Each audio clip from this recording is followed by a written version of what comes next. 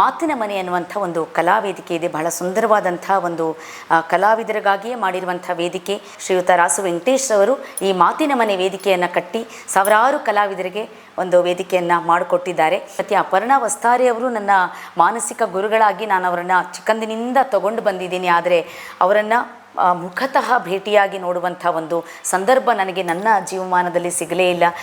ಎಲ್ಲರಿಗೂ ನಮಸ್ಕಾರ. ನಾನು ರಾಧಾ ಕೇಶವ್ ಹೆಬ್ಬಾರ್ ಅಂತ. ವೃತ್ತಿಯಲ್ಲಿ ನಾನು ಒಬ್ಬ ಸಾಫ್ಟ್ವೇರ್ ಇಂಜಿನಿಯರ್ ಆಗಿ ಕೆಲಸ ಮಾಡಿದ್ದೀನಿ. ಪ್ರವೃತ್ತಿ ಅಂತ ತಗೊಂಡಾಗ ಈಗ ಸುಮಾರು ವರ್ಷಗಳಿಂದ ಒಬ್ಬ ನಿರೂಪಕಿಯಾಗಿ ನಾನು ಸಾವಿರಾರು ವೇದಿಕೆಗಳಲ್ಲಿ ಒಬ್ಬ ಒಳ್ಳೆಯ ನಿರೂಪಕಿಯಾಗಿ ಕೆಲಸ ಮಾಡ್ತಾ ಇದ್ದೀನಿ. ನಾನು ನನ್ನ ಬಾಲ್ಯದಿಂದ ನನ್ನ ವಿಚಾರಗಳನ್ನು ನಿಮ್ಮ ಜೊತೆ ಹಂಚ್ಕೊಳ್ಳೋದಕ್ಕೆ ಆರಂಭ ಮಾಡ್ತೀನಿ. ಬಾಲ್ಯ ಅಂತ ಬಂದಾಗ ನನ್ನ ಬಾಲ್ಯ ಬಹಳ ಚೆನ್ನಾಗಿತ್ತು. ನಾನು ಶೃಂಗೇರಿಯ ಮೂಲದವಳು. ಶೃಂಗೇರಿ ಹತ್ತಿರ ಮೇಗೂರು ಅನ್ನುವಂಥ ಒಂದು ಹಳ್ಳಿಯಿಂದ ಬಂದವಳು. ಆದರೆ ನಾನು ಓದಿದ್ದೆಲ್ಲ ಶಿವಮೊಗ್ಗದ ಸಹ್ಯಾದ್ರಿ ಕಾಲೇಜು. ಶಿವಮೊಗ್ಗದ ಹತ್ತಿರ ಲಕ್ಕವಳ್ಳಿ ಅನ್ನುವಂಥ ಒಂದು ಗ್ರಾಮ ಇದೆ. ಅಲ್ಲಿಂದ ನನ್ನ ಒಂದು ಶೈಕ್ಷಣಿಕ ಬಾಲ್ಯ ಆರಂಭ ಆಗುತ್ತೆ.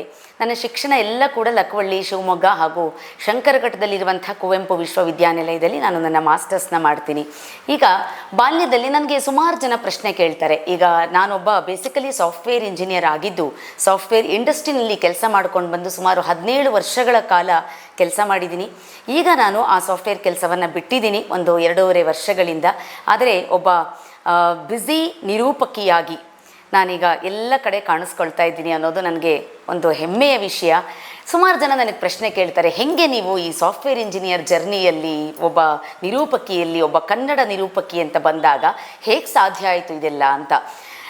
ಇದನ್ನು ನಾನು ನನ್ನ ಒಂದು ಭದ್ರ ಬುನಾದಿ, ನನಗೆ ಒಂದು ಒಳ್ಳೆ ಸ್ಟ್ರಾಂಗ್ ಫೌಂಡೇಶನ್ ಎಲ್ಲಿ ಸಿಕ್ತು ಅಂದರೆ ನನ್ನ ಬಾಲ್ಯದಲ್ಲೇ ಸಿಕ್ತು ನನಗೆ. ಯಾಕೆಂದರೆ ಯಾರಿಗಾದ್ರೂ ಒಬ್ಬ ನಿರೂಪಕಿ ಆಗಬೇಕು ಅಥವಾ ಒಬ್ಬ ಒಳ್ಳೆ ಪ್ರೆಸೆಂಟರ್ ಆಗಬೇಕು ಅಥವಾ ಒಂದು ಸುಮಾರು ವೇದಿಕೆಗಳಲ್ಲಿ ಒಂದು ವಾಕ್ಚಾತುರ್ಯವನ್ನು ಹೊಂದಿರುವಂಥ ವ್ಯಕ್ತಿ ಆಗಿರಬೇಕು ಅಂತಂದರೆ ನಮಗೆ ಆ ಮಾತನಾಡುವಂಥ ಒಂದು ಕಲೆ ಇರಬೇಕು. ಅದು ಹೇಗೆ ಬಂತು ನನಗೆ ಅಂತಂದರೆ, ನಾನು ಚಿಕ್ಕವಳಿದ್ದಾಗಿಂದ ನಾನು ಈ ಸ್ಕೂಲ್ ಡೇಸ್ನಲ್ಲಿ ಇನ್ನೂ ಪ್ರೈಮರಿ ಲೆವೆಲ್ನಲ್ಲಿ ಇದ್ದಾಗಲೇ ನನಗೆ ನಾನು ನಿಜವಾಗ್ಲೂ ಹೇಳ್ತೀನಿ, ತುಂಬ ಬ್ಲೆಸ್ಡ್ ಅಂತ ಹೇಳೋದಕ್ಕೆ ಇಷ್ಟಪಡ್ತೀನಿ. ನನಗೆ ಒಳ್ಳೆ ಸ್ಕೂಲು, ಒಳ್ಳೆ ಕಾಲೇಜು, ಒಳ್ಳೆ ಯೂನಿವರ್ಸಿಟಿ ಎಲ್ಲ ವಿಚಾರದಲ್ಲೂ ಕೂಡ ಇದಕ್ಕೆಲ್ಲದಕ್ಕಿಂತ ಹೆಚ್ಚಿನದಾಗಿ ಒಳ್ಳೆ ಶಿಕ್ಷಕರು ಸಿಗ್ತಾ ಹೋದರು ನನಗೆ. ನಮ್ಮ ಗುರುಗಳು ಅಥವಾ ಲೆಕ್ಚರರ್ಸ್ ಅಂತ ನಾವು ಇದು ನೆಕ್ಸ್ಟ್ ಲೆವೆಲ್ಗೆ ಹೇಳಿದಾಗ ಒಳ್ಳೆ ಶಿಕ್ಷಕರು, ಗುರುಗಳು ನನ್ನ ಜೀವನದಲ್ಲಿ ನನಗೆ ಸಿಗ್ತಾ ಹೋದರು. ಇದೆಲ್ಲದಕ್ಕಿಂತಲೂ ಮುಖ್ಯವಾಗಿ ನನಗೆ ಒಳ್ಳೆ ಪೋಷಕರು ಸಿಕ್ಕಿದ್ರು, ಒಳ್ಳೆ ತಂದೆ ತಾಯಿ. ಅಂದರೆ ನಿಜವಾಗ್ಲೂ ಈಗ ಪ್ರತಿಯೊಬ್ಬ ಮಕ್ಕಳಿಗೆ ನಾನು ಅಥವಾ ಪೋಷಕರಿಗೆ ಒಂದು ಸಂದೇಶವನ್ನು ಕೊಡಬೇಕು ಅಂತಂದರೆ ಮಕ್ಕಳಲ್ಲಿರುವಂತಹ ಪ್ರತಿಭೆಯನ್ನು ನಾವು ಗುರುತಿಸಬೇಕು. ಇವಳಿಗೆ ಯಾವುದರಲ್ಲಿ ಟ್ಯಾಲೆಂಟ್ ಇದೆ, ಈ ಮಗುವಿಗೆ ಯಾವುದರಲ್ಲಿ ಒಂದು ಇಂಟ್ರೆಸ್ಟ್ ಇದೆ, ಆಸಕ್ತಿ ಇದೆ, ಅದಕ್ಕೆ ನಾವು ನೀರೇರಿತಾ ಹೋಗಬೇಕು. ಆಗ ಅವರಲ್ಲಿರುವಂತಹ ಕಲೆ, ಪ್ರತಿಭೆ ಅನ್ನೋದು ಈ ಎಲೆಮರೆಕಾಯಿಯಾಗಿ ಉಳಿಯೋದಿಲ್ಲ, ಪ್ರಪಂಚದ ಹೊರಗೆ ಬರುತ್ತೆ ಅನ್ನುವಂಥ ಮಾತು. ಅದರಲ್ಲಿ ನನ್ನ ಪೋಷಕರ ಪಾತ್ರ ಬಹಳ ದೊಡ್ಡದಾಗಿದೆ. ಇನ್ನು ನನ್ನ ಶಿಕ್ಷಕರು ಅಷ್ಟೇ. ಸ್ಕೂಲ್ನಲ್ಲಿದ್ದಾಗ ನಮಗೆಲ್ಲ ಗೊತ್ತಿದೆ, ಈಗ ಎಲ್ಲ ಬೇರೆ ಬೇರೆ ಹೆಸರುಗಳಲ್ಲಿ ನಾವು ಕರಿತೀವಿ, ಕಾಂಪಿಟೇಷನ್ ಅಥವಾ ಸ್ಪರ್ಧೆಗಳು ಅಂತ ಬಂದಾಗ. ನಾವಿದ್ದಾಗ ಅಲ್ಲಿ ಪ್ರತಿಭಾ ಕಾರಂಜಿ ಅಥವಾ ನಂಗೆ ಹೆಸರುಗಳು ಮರೆತು ಹೋಗಿದೆ, ಈ ಥರದ ಹೆಸರಿನಲ್ಲಿ ಕಾರ್ಯಕ್ರಮಗಳು ನಡೀತಾ ಇತ್ತು. ಆಗ ನನ್ನ ಶಾಲೆಯಲ್ಲಿ ಚೆನ್ನಾಗಿ ಮಾತಾಡೋಳು ಅಂದರೆ ನಾನೇ ಇದ್ದಿದ್ದು. ಎಲ್ಲ ಟೀಚರ್ಸು ಬಂದುಬಿಟ್ಟು, ನಾನು ಒಬ್ಬರು ಟೀಚರ್ ಹೆಸರನ್ನು ನಾನಿಲ್ಲಿ ಮೆನ್ಷನ್ ಮಾಡಲೇಬೇಕು. ಅವ್ರ ಹೆಸರು ನಾವು BPL ಸರ್ ಅಂತ ಕರಿತಾ ಇದ್ವಿ, ಲಿಂಗಾರಾಧ್ಯ ಮೇಷ್ಟ್ರು ಅಂತ. ಅವರು ನಾನು 6ನೇ ತರಗತಿಯಲ್ಲಿದ್ದಾಗ ನಮ್ಮ ಶಾಲೆಗೆ ಅವರು ಟ್ರಾನ್ಸ್ಫರ್ ಆಗಿ ಬರ್ತಾರೆ. ಆಗ ಅಲ್ಲಿವರೆಗೂ ನಾನು ಚಿಕ್ಕ ಪುಟ್ಟ ಕಾರ್ಯಕ್ರಮಗಳಲ್ಲೆಲ್ಲ ವೇದಿಕೆ ಹತ್ತಿದ್ದು ಹೌದು. ಡಾನ್ಸ್ ಇರ್ಬೋದು, ಚೆನ್ನಾಗಿ ಹಾಡ್ತಾ ಇದ್ದೆ, ಹಾಡೋದು, ಚಿಕ್ಕ ಪುಟ್ಟ ಭಾಷಣಗಳನ್ನು ಮಾಡೋದು ಎಲ್ಲ ಮಾಡ್ತಾ ಇದ್ದೆ. ಆದರೆ ನನ್ನಲ್ಲಿರುವಂಥ ಕಲೆಯನ್ನು ಹುಡುಕಿ, ನಿನಗೆ ಇದೇ ಕ್ಷೇತ್ರದಲ್ಲೇ ನಿನಗೆ ಭವಿಷ್ಯ ಇದೆ, ನೀನು ಇದನ್ನು ಬಿಡಬೇಡ ಅಂತ ನನಗೆ ಹೇಳಿದವರು ಅಂದರೆ ನನ್ನ ಗುರುಗಳಾದಂಥ ಲಿಂಗಾರಾಧ್ಯ ಮೇಷ್ಟ್ರು. ಅವರನ್ನು ಈ ಸಂದರ್ಭದಲ್ಲಿ ನಾನು ನೆನಪಿಸ್ಕೊಳ್ಳೋದಕ್ಕೆ ತುಂಬ ಖುಷಿ ಅನಿಸುತ್ತೆ. ಅವ್ರು ಏನಂದರು ಅಂತಂದರೆ, ನಾನು 6th ಸ್ಟ್ಯಾಂಡರ್ಡ್ ಇರಬೇಕಾದ್ರೆ ಬಂದರು, ನಮ್ಮ ಕೈನಲ್ಲಿ ಒಂದು ನಾಟಕವನ್ನು ಮಾಡಿಸಿದ್ರು. ಮರ್ಚೆಂಟ್ ಆಫ್ ವೆನಿಸ್ ಅಂತ ಗೊತ್ತಿದೆ ನಿಮಗೆಲ್ಲ, ಶೇಕ್ಸ್ಪಿಯರ್ದು. ಆ ನಾಟಕವನ್ನು ನಮ್ಮ ಕೈನಲ್ಲಿ ಮಾಡಿಸಿದ್ರು. ಅದರಲ್ಲಿ ಒಂದು ಒಳ್ಳೆ ಲಾಯರ್ ಪಾತ್ರ ಬರುತ್ತೆ. ಆ ಪಾತ್ರ ಬಂದಾಗ ಚೆನ್ನಾಗಿ ಮಾತನಾಡುವಂಥ ಒಬ್ಬ ವಿದ್ಯಾರ್ಥಿ ಬೇಕಿತ್ತು ಅವರಿಗೆ. ಅವರು ವಿದೌಟ್ ಎನಿ ಸೆಕೆಂಡ್ ಥಾಟ್ ಅವ್ರು ನನ್ನನ್ನೇ ಅದಕ್ಕೆ ಸೆಲೆಕ್ಟ್ ಮಾಡಿದ್ರು. ನಾನು ಕೇಳಿದೆ, ಸರ್ ಇದು ನನಗಾಗತ್ತಾ ಅಂತ. ಯಾಕೆಂದರೆ ಅದು ಫಸ್ಟ್ ಆಫ್ ಆಲ್ ಅದೊಂದು ಇಂಗ್ಲೀಷ್ ಡ್ರಾಮಾ ನನ್ನ ಕೈಲಾಗತ್ತೆ. Definitely you can do it ಅಂತ ಹೇಳಿ ನಾನು ಓದಿದ್ದು ಮತ್ತು ಕನ್ನಡ ಮಾಧ್ಯಮ. ನಾನು ಎಲ್ಲರಲ್ಲಿ ಇದನ್ನು ಹೇಳ್ಕೊಳ್ಳೋದಕ್ಕೆ ನನಗೆ ಹೆಮ್ಮೆ ಅನಿಸುತ್ತೆ. ನನಗೆ ಯಾವುದೇ ರೀತಿ ಒಂದು ಬೇಸರ ಇಲ್ಲ, ದುಃಖ ಇಲ್ಲ, ನಾನು ಕನ್ನಡ ಮೀಡಿಯಮ್ನಲ್ಲಿ ಓದ್ಬಿಟ್ಟೆ ಅಂತ. ನಾನು ನನ್ನ ಸೆಕೆಂಡ್ PUC 12ನೇ ತರಗತಿವರೆಗೂ ನಾನು ಓದಿದ್ದು ಅಪ್ಪಟ ಕನ್ನಡ ಮಾಧ್ಯಮದಲ್ಲಿ. ಒಂದೇ ಒಂದು ಇಂಗ್ಲೀಷ್ ಸಬ್ಜೆಕ್ಟು, ಒಂದು ಇಂಗ್ಲೀಷ್ ಲ್ಯಾಂಗ್ವೇಜ್ ಅಂತ ಎಲ್ರಿಗೂ ಇರತ್ತಲ್ಲ, ಆ ಥರ ಇತ್ತು. ಸೊ ಅದೊಂದು ಇಂಗ್ಲೀಷ್ ಡ್ರಾಮಾ ನಮ್ಮ ಕೈನಲ್ಲಿ ಮಾಡಿಸಿದ್ರು. It came out so well. ಒಂಥರ ಫಂಟ್ಯಾಸ್ಟಿಕ್ ಆಗಿತ್ತು ಅದು ಡ್ರಾಮಾ. ಎಲ್ಲರಿಂದ ನನಗೆ ಅಪ್ರಿಸಿಯೇಷನ್ ಬಂತು. ಮತ್ತು ನಾನು ಓದಿದ್ದೆಲ್ಲ ಸರ್ಕಾರಿ ಶಾಲೆನಲ್ಲೇ ಓದಿದ್ದು. ಅದನ್ನು ನೋಡಿ ಒಂದು ಸರ್ಕಾರಿ ಶಾಲೆ ಹುಡುಗಿ ಇಷ್ಟು ಚೆನ್ನಾಗಿ ಇಂಗ್ಲೀಷ್ ಮಾತಾಡ್ಬೋದಾ, ಇಷ್ಟು ಚೆನ್ನಾಗಿ ಪ್ರೆಸೆಂಟ್ ಮಾಡ್ಬೋದಾ ಅಂತ ಎಲ್ಲ ಟೀಚರ್ಸ್ಗೂ ಅನ್ನಿಸ್ತು, ಬಂದಿದ್ದಂಥ ಪೇರೆಂಟ್ಸ್ಗಾಗ್ಬೋದು ಅಥವಾ ಆಡಿಯನ್ಸ್ಗೂ ಅನ್ನಿಸ್ತು.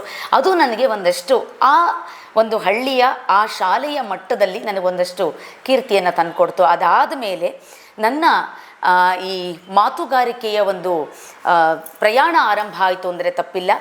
ಆಗೆಲ್ಲ ಪ್ರತಿ ವರ್ಷ ಕೂಡ ಎಲ್ಲ ಒಂದು ಇಂಟರ್ ಸ್ಕೂಲ್ ಅಥವಾ ಇಂಟರ್ ಕಾಲೇಜ್ ಕಾಂಪಿಟೇಷನ್ಸ್ ಅಂತ ಒಂದು ದೊಡ್ಡ ಲೆವೆಲ್ನಲ್ಲಿ ಮಾಡ್ತಾಯಿದ್ರು.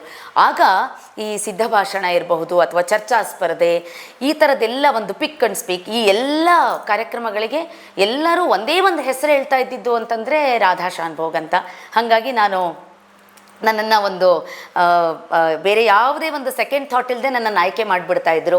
ಅವಾಗ ನಾನು ಮಾತಾಡಿ ನನಗೆ ಯಾವ ಮಟ್ಟಕ್ಕೆ ಅಭ್ಯಾಸ ಆಯಿತು ಅಂತಂದರೆ, ನಿಜವಾಗ್ಲೂ ನನ್ನ ಟೀಚರ್ಸು ನನಗೊಂದು ದೊಡ್ಡ ಇನ್ಸ್ಪಿರೇಷನ್ನು. ಜೊತೆಗೆ ನಮ್ಮ ಅಪ್ಪ ಅಮ್ಮ ಕೂಡ ನನಗೆ ಯಾವ ಕಾರ್ಯಕ್ರಮಕ್ಕೂ ನೀನು ಬೇಡ ಅಥವಾ ಅಷ್ಟು ದೂರ ಹೋಗಬೇಕು. ನಮ್ಮ ಮನೆ, ನಾನು ನಿಜ ಹೇಳಬೇಕಂದ್ರೆ ನನ್ನ ಬಾಲ್ಯದಲ್ಲಿ ಬಹಳ ಕಷ್ಟಪಟ್ಟಿರುವಂಥ ಒಂದು ವಿದ್ಯಾರ್ಥಿನಿ. ಏಕೆಂದರೆ ಎಲ್ಲರೂ ಒಂದು ಸ್ಕೂಲಿಗೆ ಹೋಗಬೇಕು ಅಂತಂದರೆ ಹಳ್ಳಿಗಳಲ್ಲಿ ಸಾಮಾನ್ಯವಾಗಿ 1 ಕಿಲೋಮೀಟ್ರು 2 ಕಿಲೋಮೀಟ್ರು ನಡೆಯುವಂಥದ್ದು ಸಾಮಾನ್ಯ. ಆಗಿನ ಕಾಲದಲ್ಲಿ ನಮ್ಮ ಒಂದು ಕಾಲದ ಬಗ್ಗೆ ನಾನು ಹೇಳಬೇಕು ಅಂದರೆ, ನಾನು 4ರಿಂದ 5 ಕಿಲೋಮೀಟ್ರ್ ನಡ್ಕೊಂಡು ಹೋಗ್ತಾ ಇದ್ದೆ, ನಡ್ಕೊಂಡು ಬರ್ತಾಯಿದ್ದೆ. ಆಮೇಲೆ ನಾನು ಇದನ್ನು ಈ ಸಂದರ್ಭದಲ್ಲಿ ಹೇಳಲೇಬೇಕು. ಯಾಕೆಂದರೆ ನಾವು ಬದುಕಿನಲ್ಲಿ ಒಂದು ಹಂತವನ್ನು ತಲುಪಿದಾಗ ಯಾವತ್ತೂ ಕೂಡ ನಾವು ನಡೆದು ಬಂದ ದಾರಿಯನ್ನು, ಆ ಮಣ್ಣಿನ ವಾಸನೆಯನ್ನು ನಾವು ಮರಿಬಾರ್ದು. ಅದು ಯಾವತ್ತೂ ಕೂಡ ನನ್ನ ಒಂದು ನೆನಪುಗಳಲ್ಲಿ ತುಂಬ ಹಸಿರಾಗಿರುತ್ತೆ ಅಂತ ಹೇಳೋದಕ್ಕೆ ಇಷ್ಟಪಡ್ತೀನಿ. ನನಗೆ ನಮ್ಮ ಮನೆ ಇದ್ದಿದ್ದೇ ಲಕ್ಕವಳ್ಳಿಯಲ್ಲಿ. ಲಕ್ಕವಳ್ಳಿ ಅನ್ನೋದೇ ಒಂದು ಹಳ್ಳಿ. ಆ ಹಳ್ಳಿಯಿಂದನೂ ಆಚೆಗೆ ಅಲ್ಲಿ ತೋಟ, ಗದ್ದೆ, ಹೊಲ, ನೀವು ಅದನ್ನೊಂದು ಇಮ್ಯಾಜಿನ್ ಮಾಡಿಕೊಂಡ್ರೆ ನಿಮಗೆ ಗೊತ್ತಾಗುತ್ತೆ. ಆ ಹಳ್ಳಿಯಿಂದ ನಾನು ಇನ್ನೂ ಊರಿನ ಆಚೆಗೆ ನಡ್ಕೊಂಡು ಹೋಗ್ತಾ ಇದ್ದೆ. 4ರಿಂದ 5 ಕಿಲೋಮೀಟ್ರು ನಡ್ಕೊಂಡು ಹೋಗಿ ಮತ್ತು ಸಂಜೆ ನಡ್ಕೊಂಡು ಬರೋದು ಶಾಲೆಯಿಂದ ಮನೆಗೆ. ಭಾಳ ಕಷ್ಟಕರವಾದಂಥ ಜೀವನ. ಆರ್ಥಿಕವಾಗಿ ಕೂಡ ನಮಗೆ ತುಂಬಾ ಕಷ್ಟ ಇತ್ತು. ನನಗೆ ಎಲ್ಲರೂ ನಮ್ಮ ಟೀಚರ್ಸ್ನ ನಾನು ಎಷ್ಟು ಬ್ಲೆಸ್ಡ್ ಅಂತಂದರೆ, ನಾನು ಟೀಚರ್ಸ್ನ ಎಷ್ಟು ನೆನೆಸಿದ್ರೂ ಕೂಡ ಅದು ಕಮ್ಮಿ. ನನಗೆ ಒಂದು ಫೀಸ್ ಕಟ್ಟೋದಿರ್ಬೋದು, ಡೊನೇಷನ್ ಕಟ್ಟೋದಿರ್ಬೋದು, ಎಲ್ಲವನ್ನು ಅವರೇ ಮಾಡಿ, ಜೊತೆಗೆ ನಮ್ಮ ತಾಯಿ ಜೊತೆಯಲ್ಲಿ ಒಂದು ದೊಡ್ಡ ಸಪೋರ್ಟಾಗಿ ನಿಲ್ತಾರೆ. ಇವತ್ತಿಗೂ ಕೂಡ ನಾನು ಕಾರ್ಯಕ್ರಮಗಳನ್ನು ಕೊಡ್ತಾ ಇದ್ದೀನಿ, ಒಬ್ಬ ಬ್ಯುಸಿ ನಿರೂಪಕಿಯಾಗಿ ಕೆಲಸ ಮಾಡ್ತಾ ಇದ್ದೀನಿ ಅಂತಂದರೆ ಅದಕ್ಕೆ ನನ್ನ ತಾಯಿ ಮಾಡಿರುವಂಥ, ಅವರು ನೀಡ್ತಾ ಇರುವಂಥ ಸಂಪೂರ್ಣ ಸಹಕಾರ ನನಗೆ ತುಂಬ ದೊಡ್ಡ ವಿಷಯ. ಇದನ್ನು ಹಂಚ್ಕೊಳ್ಳೋದಕ್ಕೆ ನನಗೆ ಹೆಮ್ಮೆ ಅನಿಸುತ್ತೆ. ಇನ್ನು ಬಾಲ್ಯ ಎಲ್ಲ ಹೀಗೆ ಕಳೀತು. ಇನ್ನು ಕಾಲೇಜ್ಗೆ ಹೋದಾಗ ಅಲ್ಲೂ ಕೂಡ ಸುಮಾರು ಅವಕಾಶಗಳು. ಅಂದರೆ ಇವತ್ತಿನ ಒಂದು ಪರಿಸ್ಥಿತಿ ಸಂದರ್ಭಗಳನ್ನು ನೋಡಿದಾಗ ಇವತ್ತು ಮಕ್ಕಳಿಗೆ ಬಹಳಷ್ಟು ಆಪರ್ಚುನಿಟೀಸ್ ಇದೆ. ಪ್ರತಿದಿನ ಅವ್ರಿಗೇನೋ ಒಂದು ಸ್ಪರ್ಧೆ ಇರುತ್ತೆ, ಎಲ್ಲೋ ಒಂದು ಕಡೆ ಒಂದು ವೇದಿಕೆ ಸಿಗುತ್ತೆ, ಮಾತನಾಡೋದಕ್ಕಿರ್ಬೋದು, ಹಾಡು ಹಾಡೋದಕ್ಕಿರ್ಬೋದು, ಕಾರ್ಯಕ್ರಮಗಳು ಸಿಗುತ್ತೆ, ಎಲ್ಲ ಸಿಗುತ್ತೆ. ಆದರೆ ನಮ್ಮ ಕಾಲದಲ್ಲಿ ಅಷ್ಟು ಆಪರ್ಚುನಿಟೀಸ್ ಇಲ್ಲದೇ ಇದ್ದರೂ ಕೂಡ ನಾವು ಹುಡುಕ್ತಾ ಇದ್ವಿ. ಅದಕ್ಕೆ ಪ್ರತಿದಿನ ಹೋಗಿ ನೋಟಿಸ್ ಬೋರ್ಡ್ ನೋಡೋದು, ಎಲ್ಲಾದರೂ ಏನಾದರೂ ಕಾರ್ಯಕ್ರಮಗಳನ್ನು ಹಾಕಿದಾರಾ ಅಂತ. ಸ್ಕೂಲಲ್ಲಿ ಕಾಲೇಜಲ್ಲಿ ಇದ್ದರೆ ತಕ್ಷಣ ಹೋಗಿ ಟೀಚರ್ಸನ್ನು ಅಪ್ರೋಚ್ ಮಾಡೋದು, ಇದಕ್ಕೆ ನಾನು ಪಾರ್ಟಿಸಿಪೇಟ್ ಮಾಡ್ತೀನಿ. ಅದೆಲ್ಲ ಒಂದು ಸುಂದರವಾದಂಥ ಒಂದು ಹಸಿರಾಗಿರುವಂಥ ನೆನಪುಗಳು ಇವತ್ತು ನನಗೆ ನೆನೆಸ್ಕೊಳ್ಳೋದಕ್ಕೆ ಖುಷಿ ಆಗ್ತಾ ಇದೆ. ಹೀಗೆ ಮುಂದುವರಿತಾ ಹೋದೆ. ಕೊನೆಗೆ ನಾನು ಕಾಲೇಜ್ ಮಟ್ಟಕ್ಕೆ ಬಂದಾಗ ಅಲ್ಲೂ ಕೂಡ ಸುಮಾರು ಆಪರ್ಚುನಿಟೀಸ್ ಸಿಕ್ತು ನನಗೆ. ಒಂದು ತಾಲೂಕು ಮಟ್ಟ, ಜಿಲ್ಲಾ ಮಟ್ಟ, ರಾಜ್ಯ ಮಟ್ಟ, ಹೀಗೆ ನಾನು ಇಂಟರ್ ಸ್ಟೇಟ್ ಮತ್ತು ಸೌತ್ ಝೋನನ್ನು ಕೂಡ ಪ್ರೆಸೆಂಟ್ ಮಾಡಿದ್ದೀನಿ. ನಾನು ಈ ಡಿಬೇಟ್ ಮತ್ತು ಎಲೊಕ್ಯೂಷನ್ ಕಾಂಪಿಟೇಷನ್ಸಲ್ಲಿ ನಾನು ಯಾವಾಗ ಮಾಸ್ಟರ್ಸ್ ಮಾಡ್ತಾಯಿದ್ದೆ ಕುವೆಂಪು ಯೂನಿವರ್ಸಿಟಿನಲ್ಲಿ, ಆವಾಗಲೂ ಅಷ್ಟೇ ಕಂಟಿನ್ಯೂಸ್ ಆಗಿ ಒಂದು 3 years degree plus 2 years masters 5 years ಕೂಡ ನಾನು ಒಬ್ಬಳೇ ಸೆಲೆಕ್ಟ್ ಆಗಿ ಪ್ರತಿ ಸಲ ಡಿಬೇಟ್ಗೆ ಹೋಗಿದ್ದೀನಿ, ಸೌತ್ ಝೋನ್ ಪ್ರೆಸೆಂಟ್ ಮಾಡಿದ್ದೀನಿ. ನಾನು ಚೆನ್ನೈನಲ್ಲಿರುವಂಥ ಅಣ್ಣಾಮಲೈ ಯೂನಿವರ್ಸಿಟಿ ಮತ್ತು ಸತ್ಯಭಾಮ ಡೀಮ್ಡ್ ಯೂನಿವರ್ಸಿಟಿ ಅಂತ ಈ ಜಾಗಗಳಲ್ಲಿ ಹೋಗಿ, ಮತ್ತು ಹೈದರಾಬಾದ್ ಹೈದರಾಬಾದಿಗೆ ಒಂದು ಸಲ ಹೋಗಿ ಕಾರ್ಯಕ್ರಮ ಅಂದರೆ ಈ ಥರ ಕಾಂಪಿಟೇಷನ್ನಲ್ಲಿ ನಾನು ಭಾಗವಹಿಸಿ ಅಲ್ಲೂ ಕೂಡ ನಾನು ಬಹುಮಾನವನ್ನು ತೊಗೊಂಡು ಬಂದು ನಮ್ಮ ಕಾಲೇಜಿಗೆ ಒಂದು ಅವ್ರಿಗೆಲ್ಲ ಬಹಳ ಖುಷಿಯಾದಂಥ ವಿಚಾರ. ಯಾಕೆಂದರೆ ಅಷ್ಟು ವರ್ಷಗಳು ಯಾರೂ ಕೂಡ ತೊಗೊಂಡು ಬಂದಿರಲಿಲ್ಲ. ಡಿಬೇಟ್ ಕಾಂಪಿಟೇಷನ್ ಮತ್ತು ಎಲೋಕ್ಯೂಷನ್ನಲ್ಲಿ ಇವಳು ತೊಗೊಂಡು ಬಂದು ಅಂತ ಅದಕ್ಕೆಲ್ಲ ಒಂದು ದೊಡ್ಡ ಕಾರ್ಯಕ್ರಮ ಮಾಡಿ ನಮ್ಗೆ ಬಂದಿರುವಂಥ ಆ ಟ್ರೋಫಿಯನ್ನು ಎಲ್ಲರ ಮುಂದೆ ಸ್ವೀಕಾರ ಮಾಡೋದೇ ಒಂದು ದೊಡ್ಡ ಸಂತೋಷ, ಸಂಭ್ರಮ ಆಗಿನ ಕಾಲಕ್ಕೆ. ಏಕೆಂದರೆ ಈಗ ಸುಮಾರು ನಾ ಹೇಳಿದ ಹಾಗೆ ವೇದಿಕೆಗಳು ಹೆಚ್ಚಿದೆ. ಈಗ ಎಲ್ಲಿ ಹೋದರೂ ಒಂದು ಕಡೆ ನಮಗೆ ಒಂದು ಸನ್ಮಾನ ಮಾಡ್ತಾರೆ, ಇದು ವೇದಿಕೆ ಕೊಡ್ತಾರೆ. ಬಟ್ ಆಗಿನ ಕಾಲ ಆ ಥರ ಇರಲಿಲ್ಲ. ಆದರೂ ನನಗೆ ಒಂದು ತುಂಬ ಹೆಮ್ಮೆ ಅನಿಸುತ್ತೆ. ನನಗೆ ಅಷ್ಟೇ ಸಪೋರ್ಟ್ ನನಗೆ ನನ್ನ ಫ್ಯಾಮಿಲಿಯವರು ಕೊಟ್ಟರು, ನನ್ನ ಟೀಚರ್ಸು ಕೊಟ್ಟರು. ಹೀಗೆ ಬೆಳೀತಾ ಬಂದೆ. ಆದರೆ ನಾನು ಆಗಲೇ ನಿಮಗೆ ಹೇಳಿದ ಹಾಗೆ ನಾನು ಸೆಕೆಂಡ್ PUCವರೆಗೂ ಮಾಡಿದ್ದು ಸಂಪೂರ್ಣವಾಗಿ ಕನ್ನಡ ಮೀಡಿಯಮ್ನಲ್ಲೇ ನಾನು ಓದಿದ್ದು. ನಂತರ ನಾನು ಇಂಗ್ಲೀಷ್ ಮೇಜರ್ ತೊಗೊಂಡೆ. ಹೀಗೆ ನಮಗೆ ಗೈಡೆನ್ಸ್ ಮಾಡೋರು ತುಂಬ ಕಮ್ಮಿ ಇದ್ದರು. ಇವ್ರನ್ನ ಕೇಳಿ ಇಂಗ್ಲೀಷ್ ಮೇಜರ್ ತೊಗೋ ಅಂದರು. ಕೊನೆಗೆ ಇಂಗ್ಲೀಷ್ ಮೇಜರು ಸಡನ್ನಾಗಿ ಕುವೆಂಪು, ದ ರಾ ಬೇಂದ್ರೆ, ಕಾರಂತರಿಂದ ಶೇಕ್ಸ್ಪಿಯರ್, ಜಾನ್ ಡನ್ ಈ ಥರ ಹೋಗಬೇಕು ಅಂತಂದರೆ ಇದೊಂದು ಡ್ರಾಸ್ಟಿಕ್ ಚೇಂಜ್ ಆಯಿತು. ನನಗೆ ತುಂಬ ಕಷ್ಟ ಆಯಿತು ಆ ಇಂಗ್ಲೀಷ್ ಆಪ್ಷನಲ್ನ ಓದೋದು. ಬಟ್ ನಾನು ಅಲ್ಲೂ ಕೂಡ ಒಳ್ಳೆ ಹೆಸರು ತೊಗೊಂಡು ಒಳ್ಳೆ ಮಾರ್ಕ್ಸ್ ತೊಗೊಂಡು ನಾನು ಡಿಗ್ರಿ ಮುಗಿಸ್ದೆ. ನಂತರ ಮಾಸ್ಟರ್ಸ್ನಲ್ಲಿ ನಾನು ಇನ್ಫಾರ್ಮೇಷನ್ ಸೈನ್ಸ್ ತೊಗೊಂಡೆ. ಅಲ್ಲಿಂದ ಇಂಗ್ಲೀಷ್ ಮೇಜರಿಂದ ನಾನು ಸೈನ್ಸಿಗೆ ಶಿಫ್ಟ್ ಆದೆ. ನನಗೆ ಈ ಕಲ್ಚರಲ್ ಕೋಟಾ ಅಂದರೆ ನನಗೆ ಆಗಿನ ಕಾಲಕ್ಕೆ ನಾನು ಮಾಸ್ಟರ್ಸ್ ಮುಗಿಸಿದಾಗ ನನ್ನ ಕೈನಲ್ಲಿ 100+ ಪ್ರಶಸ್ತಿ ಪತ್ರಗಳಿತ್ತು, ಸರ್ಟಿಫಿಕೇಟ್ಸ್. ಆ ಕಲ್ಚರಲ್ ಕೋಟಾದಲ್ಲಿ ನನಗೆ ಒಂದು CETನೂ ಬರೆದು ಪ್ಲಸ್ ಕಲ್ಚರಲ್ ಕೋಟಾ ತೊಗೊಂಡು ನನಗೆ ಸೈನ್ಸ್ನಲ್ಲಿ ನನಗೊಂದು ಅವಕಾಶ ಸಿಕ್ತು. ಅದರಿಂದ ನಾನು ಮಾಡಿರೋದು BA MSc ನನ್ನ ಕ್ವಾಲಿಫಿಕೇಷನ್. ಇದಷ್ಟು ಆದಮೇಲೆ ನಂತರ ನಾನು ತಕ್ಷಣ ಎಲ್ಲೂ ಒಂದು ಬ್ರೇಕ್ ಅಂತ ತಗೊಳ್ಳಿಲ್ಲ. ತಕ್ಷಣ ನನಗೆ ಹೇಳಬೇಕಂದ್ರೆ ನನಗೆ ಆಗ ಒಂದು ETV ಚಾನಲಲ್ಲಿ ನ್ಯೂಸ್ ರೀಡರ್ ಆಗಿ ಕೂಡ ಒಂದು ಆಯ್ಕೆ ಆಗಿದ್ದೆ. ಮತ್ತು TV9 ಚಾನಲ್ ಆವಾಗ ತಾನೇ ಆರಂಭ ಆಗಿತ್ತು, 2006 ಆಗ ತಾನೇ ಆರಂಭ ಆಗಿತ್ತು. ಕ್ಯಾಂಪಸ್ ಇಂಟರ್ವ್ಯೂ ಅಂತ ಬಂದು ತೊಗೊಂಡಿದ್ರು ನಮ್ಮ ಯೂನಿವರ್ಸಿಟಿ, ಕುವೆಂಪು ಯೂನಿವರ್ಸಿಟಿಗೆ. ಅಲ್ಲಿ ಸೆಲೆಕ್ಷನ್ ಆಗಿದ್ದೆ ನಾನು ಆ್ಯಂಕರ್ ಆಗಿ. ಆದರೆ ಕಾರಣಾಂತರಗಳಿಂದ ನನಗೆ ಇದೆರಡೂ ಕೂಡ ಮಾಧ್ಯಮಗಳಿಗೆ ಹೋಗೋದಕ್ಕೆ ಸಾಧ್ಯ ಆಗಲಿಲ್ಲ. ನಾನು ನನ್ನ ಪ್ರಯಾಣವನ್ನು ಸಾಫ್ಟ್ವೇರ್ ಇಂಡಸ್ಟ್ರಿನಲ್ಲಿ ಆರಂಭ ಮಾಡಿದೆ. IBM ಕಂಪ್ನಿಯಲ್ಲಿ ನನ್ನ ಕೆಲಸವನ್ನು ಆರಂಭ ಮಾಡಿದೆ. 4 ವರ್ಷ IBM ಕಂಪ್ನಿಯಲ್ಲಿ ಕೆಲಸ ಮಾಡಿದೆ. 2010ನಲ್ಲಿ ನನ್ನ ಮದುವೆ ಆಯಿತು. ನನ್ನ ಹಸ್ಬೆಂಡ್ ಕೂಡ ನನಗೆ ಬಹಳ ಸಹಕಾರವನ್ನು ಕೊಟ್ಟರು. ಆದರೆ ಈ ಒಂದು ಗ್ಯಾಪ್ ಆಯ್ತಲ್ಲ, ನಾನು ಎಜುಕೇಷನ್ ಮುಗಿಸಿ ನಂತರ ನಾನು ನನ್ನ ಪ್ರೊಫೆಷನ್ ಅಂತ ತಗೊಂಡಾಗ ಸಂಪೂರ್ಣವಾಗಿ ನಾನು ನನಗೆ ಈ ಡಿಬೇಟಿಂಗ್ ಅಂದರೆ ಇಷ್ಟ, ನಾನು ಈ ಒಂದು ಕ್ಷೇತ್ರದಲ್ಲಿ ಮುಂದುವರಿಬೇಕು ಅನ್ನೋದು ಸಂಪೂರ್ಣ ನನಗೆ ಒಂಥರ ಮರೆತೇ ಹೋದಂಗಾಯಿತು. ನನಗೆ 2006ಇಂದ 2022ವರೆಗೂ ಸುಮಾರು 17 ವರ್ಷಗಳ ಕಾಲ, 2023ವರೆಗೂ ನಾನು ಹಿಂತಿರುಗಿ ನೋಡಲೇ ಇಲ್ಲ. ನಾನು ಸಂಪೂರ್ಣವಾಗಿ ನನ್ನ ಜೀವನವನ್ನು ನನ್ನ ಪ್ರೊಫೆಷನ್ಗೆ ಅಂತಲೇ ಇಟ್ಬಿಟ್ಟೆ. ಏಕೆಂದರೆ IT ಕೆಲಸ ಅಂತಂದರೆ ನಿಮಗೆಲ್ಲರಿಗೂ ಗೊತ್ತಿರತ್ತೆ ಎಷ್ಟು ಒಂದು ಒತ್ತಡ ಇರುತ್ತೆ, ಎಷ್ಟು ಧಾವಂತದಲ್ಲಿ ಒಂದು ಈ ಬೆಂಗಳೂರಿನ ಟ್ರಾಫಿಕ್ನಲ್ಲಿ ಓಡಾಡೋದಿರ್ಬೋದು, ಕೆಲಸ ಮಾಡೋದಿರ್ಬೋದು, ಆ ಕಾಲ್ಸು, ಆ ಪ್ರೆಷರು, ನಾನು ಅದರಲ್ಲೇ ಮುಳುಗೋದೆ.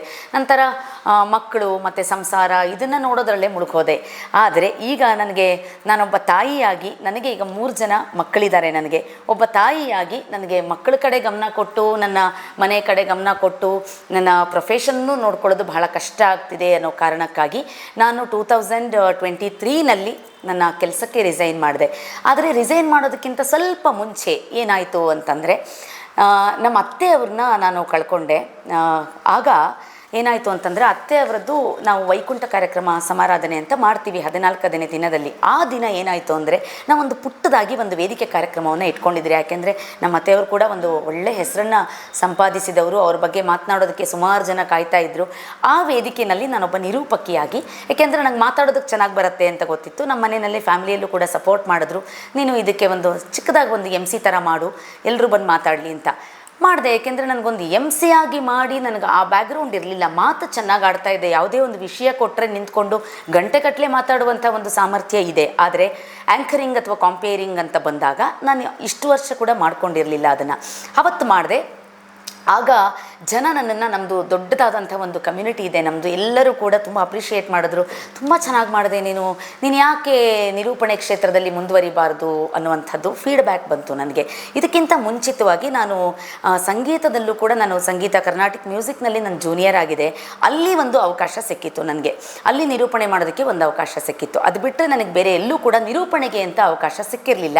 ಆದರೆ ನಾನು ಒಂದು ವಿಷಯವನ್ನು ಹೇಳಲೇಬೇಕು ಈ ಸಂದರ್ಭದಲ್ಲಿ. ನಾನು ಚಿಕ್ಕವಳಿದ್ದಾಗಿಂದ ಶ್ರೀಮತಿ ಅಪರ್ಣಾ ವಸ್ತಾರೆ ಅವರನ್ನು ದೂರದರ್ಶನದಲ್ಲಿ ನೋಡಿಕೊಂಡು ಬೆಳೆದಿರುವಂಥ ಒಬ್ಬ ಕಲಾವಿದೆ ನಾನು. ಆದ್ದರಿಂದ ಅಪರ್ಣಾ ಅವರು ನನ್ನ ಒಂದು ಸ್ಮೃತಿ ಪಟಲದಲ್ಲಿ ಯಾವಾಗಲೂ ಇದ್ದರು, ಈಗಲೂ ಇದ್ದಾರೆ, ಇನ್ನು ಮುಂದೆ ಕೂಡ ಇರ್ತಾರೆ. ಅವರನ್ನು ಒಂದು ನನ್ನ ಜೀವನದಲ್ಲಿ ಇನ್ಸ್ಪಿರೇಷನ್ ಆಗಿ ನಾನು ತೊಗೊಂಡಿದ್ದೀನಿ.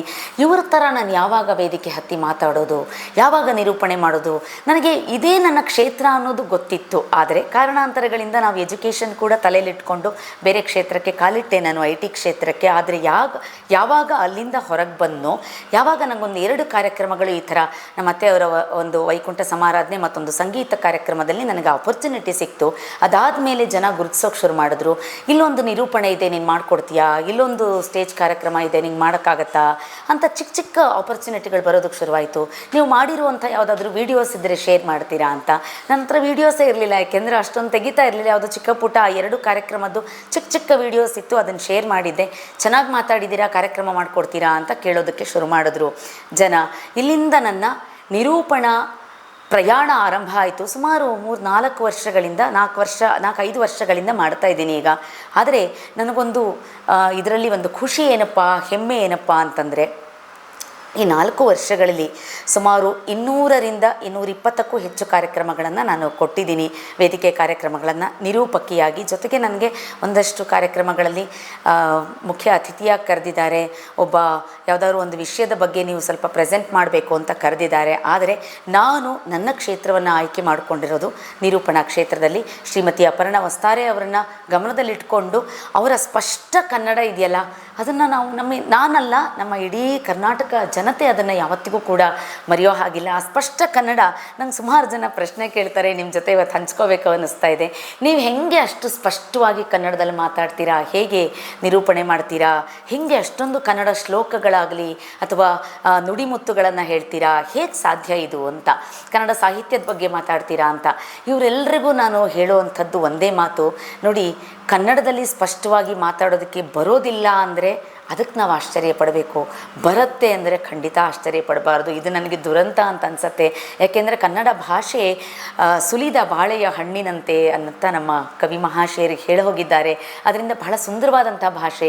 ಕನ್ನಡ ಭಾಷೆನ ನಾವು ಒಂದು ವಿಶೇಷವಾದಂಥ ಒಂದು ಆಸಕ್ತಿ ಕೊಟ್ಟು ಕಲಿಯುವಂಥದ್ದು ಏನಲ್ಲ. ಮಾತೃಭಾಷೆ, ಪ್ರತಿದಿನ ಮನೆಯಲ್ಲಿ ಮಾತಾಡುವಂಥ ಭಾಷೆ, ಅಕ್ಕಪಕ್ಕದವರ ಜೊತೆ ಮಾತನಾಡುವಂಥ ಒಂದು ಸಂವಹನದ ಭಾಷೆಯಾಗಿ ಕನ್ನಡದಲ್ಲಿ, ಕರ್ನಾಟಕದಲ್ಲಿ ಹುಟ್ಟಿ ಕಸ್ತೂರಿ ಕನ್ನಡವನ್ನು ನಮ್ಮ ಧ್ವನಿಯನ್ನಾಗಿಸ್ಕೊಂಡು ಕಾವೇರಿ ನೀರನ್ನು ಕುಡಿದು ನಾವು ಕನ್ನಡ ಭಾಷೆ ಕಷ್ಟ ಅಂತ ಹೇಳಿದ್ರೆ ನಂಗೆ ತುಂಬ ಆಶ್ಚರ್ಯ ಅನಿಸುತ್ತೆ. ಇದನ್ನು ದುರಂತ ಅಂತ ಕೂಡ ಒಂದು ಕರೆಯೋದಕ್ಕೆ ಇಷ್ಟಪಡ್ತೀನಿ ಇವತ್ತಿನ ದಿನಗಳಲ್ಲಿ. ಇದು ಸುಮಾರು ಜನ ಕೇಳುವಂಥ ಪ್ರಶ್ನೆಗೆ ನನ್ನ ಉತ್ತರ. ದಯಮಾಡಿ ಕನ್ನಡ ಭಾಷೆಯಲ್ಲಿ ಮಾತನಾಡಿ, ಕನ್ನಡವನ್ನು ಉಳಿಸಿ ಬೆಳೆಸಿ ಅಂತ ಹೇಳ್ತಾ ಇದ್ದೀನಿ. ಕೆಲವರು ತುಂಬ ಮಾತಾಡ್ತಾರೆ, ಅದರಲ್ಲಿ ಏನೂ ಅರ್ಥನೇ ಇರೋದಿಲ್ಲ. ಅವ್ರ ಮಾತನ್ನು ನಾವು ನಿಲ್ಲಿಸಬೇಕು. ನಾವು ಅಂದರೆ ಪ್ರತಿಯೊಂದು ವೇದಿಕೆ ಕೂಡ ನಮಗೊಂದು ಪಾಠ ಆಗುತ್ತೆ. ಪ್ರತಿಯೊಬ್ಬ ಪ್ರೇಕ್ಷಕ ಕೂಡ ಒಂದು ಕಥೆಯನ್ನು ಹೇಳ್ತಾನೆ.